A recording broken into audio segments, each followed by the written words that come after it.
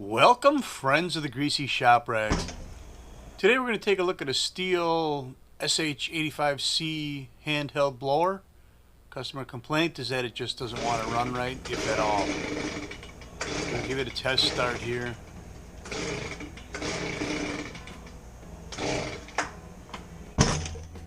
Yeah, we maybe could have kept working at it and maybe could have got it running, but that's just not right.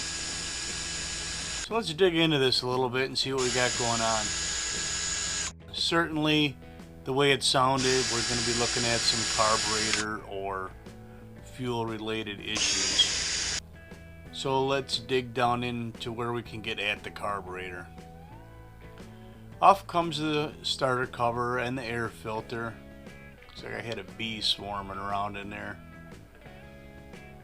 8mm socket to pull the two nuts off the carburetor. These things have been a very popular blower. I think if you put it up against the Husqvarna branded blowers and the Echo branded blowers, these hold up pretty well. So there's our air filter base. Then we got this insulator piece of tin. And there lives the carburetor. Now, those green fuel lines, they held up pretty good.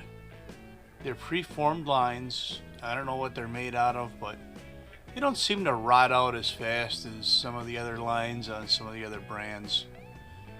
Now, I'm not a Stihl fanboy or anything like that, but if something works, you know, I don't mind pointing it out.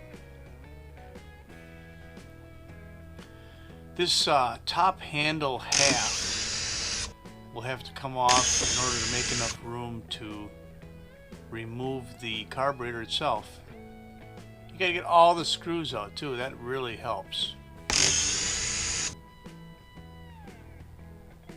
And off it comes. No big deal. There's a lot of dirt out there though, for sure. So what we're going to do on this repair is dig into the carburetor and see if there's a stiff metering diaphragm or something else going on in here. The metering diaphragm itself didn't look bad. It was fairly pliable. And the microscreen at first glance didn't look bad, but in actuality it had a scum kind of blocking the screen. I don't know if the scum was from water or what, but we're gonna drop the whole carburetor into the ultrasonic cleaner, and if there's any other that scum residue in there, we want to get rid of that.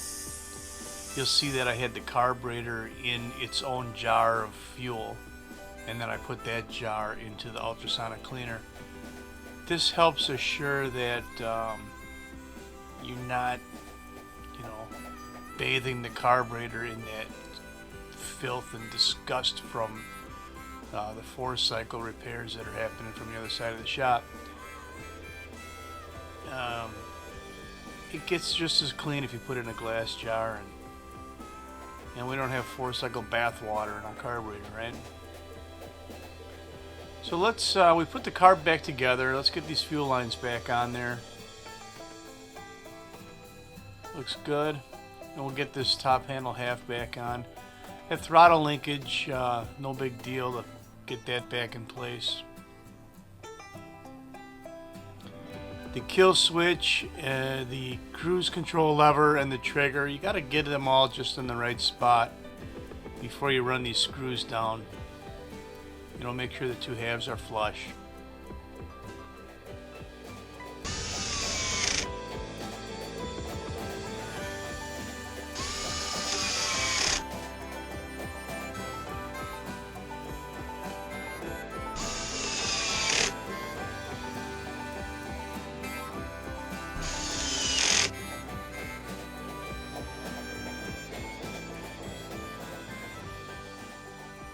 We're going to put our gasket back on that goes between the carburetor and this insulator plate.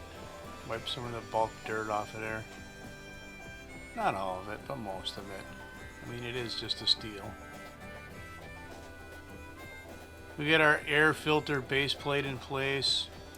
Now here you'll see that because these nuts aren't shouldered, I can't just put them in a socket and start them on the threads, on the studs. I use a magnet to get the nut started on the stud. Here, watch it, this one again.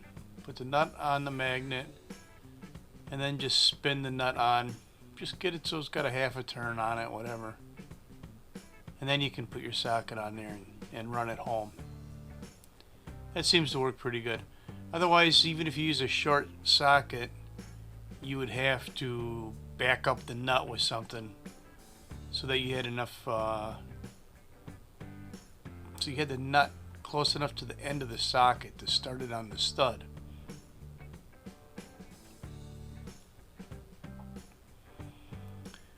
Our air filter goes back in place, and then our air filter cover.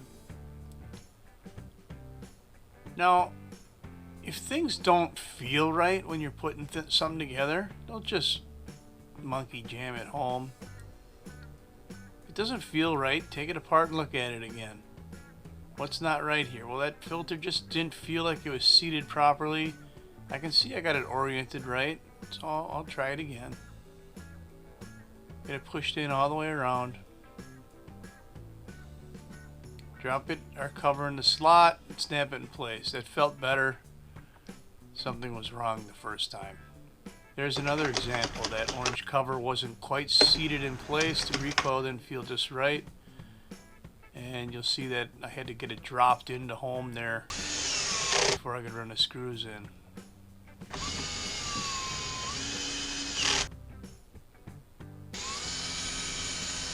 So, I mean, we pretty much got it together here. We did our little carb rebuild. I'm going to prime it, see if it runs. So that's all I got for you on the Stihl handheld blower carb repair. Thanks for watching. Later.